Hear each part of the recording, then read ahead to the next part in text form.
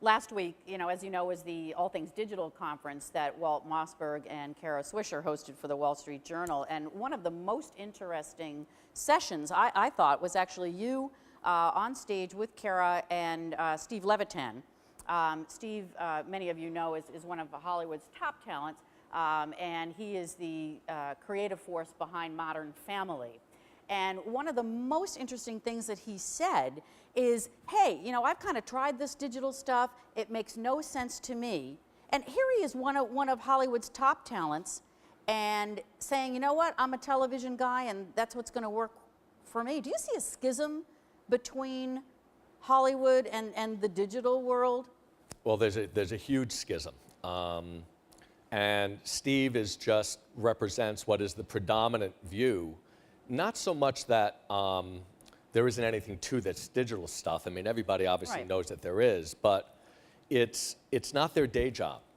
I mean, their day job is creating a television show. And that show in every which way is evaluated by the network based on what the 18 to 49 ratings are every night. And the fact that you may have X number of video views on Hulu or some other digital metrics that are great, at the end of the day, does not move the needle at all in the minds of the people programming the shows at the networks and in the minds of the creators. So, there's nothing tougher than, the toughest show business job, I believe, is creating and running a television series where you're making 22 of these a year. Scripted television. Scripted television series. And, for you to spend 10 minutes doing something else is an enormous undertaking. So if it's not in some way directly applicable towards what everybody views as the one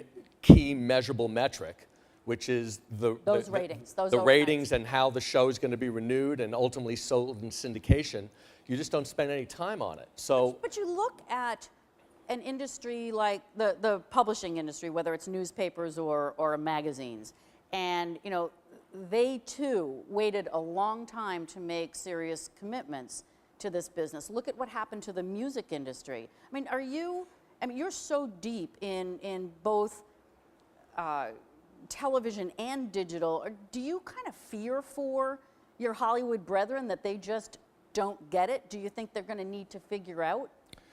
Well, I don't really fear for them. Because you're also beating the pants off them in some stuff you're doing, the good news for us is that we're able to operate in a space right now that very few people are operating in. Because just even the way we view what sort of valuable digital IP is very different than how other people view it. Well, can you elaborate on that a little bit? Are you talking about like with Wonderwall and Glow? Yeah, and other brands, because we sort of had this seminal moment in our company about 6 months in where we realized that these sort of one-off kinds of things that we were doing, whether they were developing sort of small web series or whatever it might be, was just in no way a scalable business. Mm-hmm. And the thing about, to make money in the internet, to make real money in the internet today, is about advertising, okay? And display advertising is what we are focused on. How would you rate us on our creativity now with display advertising? Do you think we? Well, not real great. Yep. But I'll get to that in a second. So what people have not done for the most part is display advertising is really in the sort of still very early stages of its evolution, because so much of the focus at the portals over the last several years has been about search, right, where margins are 85%. Digital has margins of like 50%, which most of us know is that's not so bad. Yeah. But yet not a lot of people have focused on display. And what we wanted to do, in order to make a lot of money in display, you have to have enormous reach. Otherwise, the advertisers don't really care. Scale and you matters. need traffic every single day. Yeah. Well, that doesn't happen when you have a webisode that comes on once a week. I mean, look at Funny or Die. When they had a Will Ferrell video, yeah, they might get millions of video views. But, at that point. But that's for one day. Then what happens the next day and the next day and the next day? So you need to have that type of reach. You need to reach maybe 5 million uniques a month in order to really be able to have a big enough digital business. What's Glow up to now on uniques? Well, Glow is about 5 million. Well, we've only been launched for 7 weeks. Right. I think we did about 5.1 million Wow. a month. But that's a lifestyle site, and for a lifestyle site, that's And where's that's awful good. Wonderwall? Wonderwall is about 12 million. Wow. Our reach is really great, but for us, the real key metric is engagement. What we had said to Microsoft and MSN from the very beginning is, our reach will be really good, but we know because we have the MSN homepage driving traffic. So it's hard for us to pound our chest and say, look how great we are. We do 12 million uniques a month. I mean, we have the MSN homepage.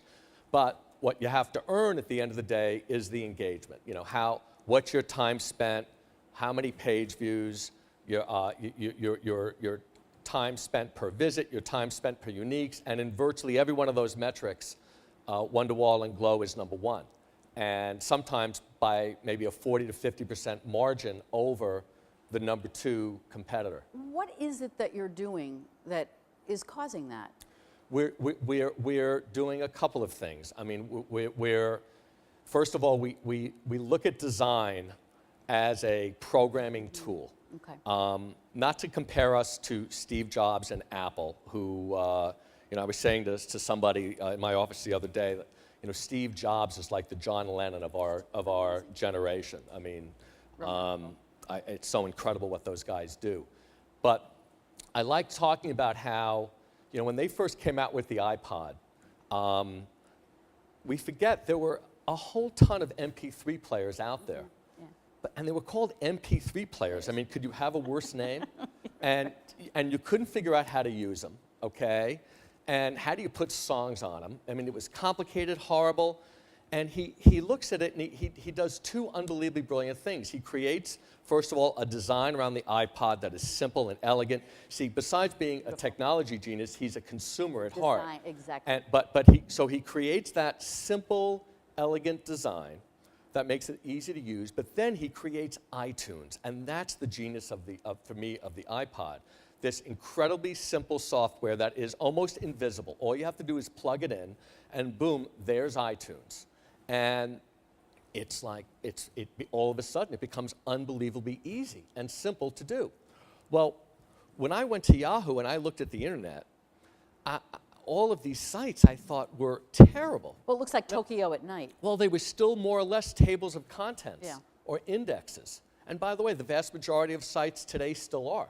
The iPad is actually going to change that. But you look at most sites at most major portals now, and they're still in this very modular, modules. And they all have more or less the same design. So design for you is a...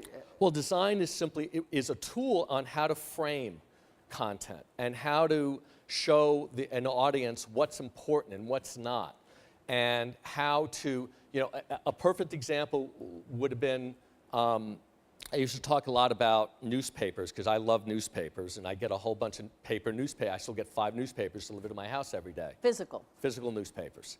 And one of the reasons is that, when I would read a newspaper, you get to see what they put on the front page, what's the big photo. You get to see all the editorial choices and decisions being made by the editors of the New York Times or the editors of the Wall Street Journal.